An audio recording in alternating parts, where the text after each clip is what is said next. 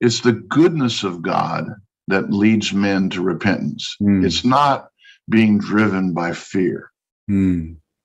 Fear and guilt can be used to control people, to manipulate people, but it's the goodness of God that leads men to repentance. It brings them back to their God. And I don't believe that the God who created this world and created the heavens and created everything on this earth, and he said it's good. And then he created man and said it's very good. Very good. I don't believe that God has given up on that. I think he's in the business right now of taking it back.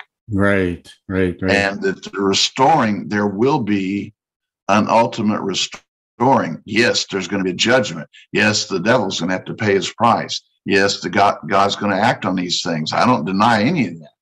But the direction is a restoring or bringing back to God the glory and honor that he deserves. Yes. He's going to redeem a people, because mankind, being created in the image of God, was the pinnacle of God's creation and creative efforts.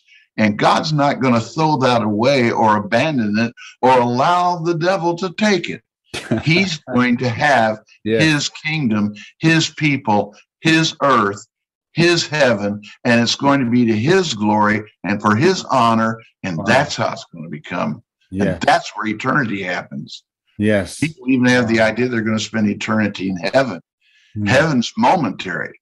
Eternity's on a renewed, restored earth with a new restored heaven, and heaven and earth merging together, becoming one to the glory of God. Oh, wow.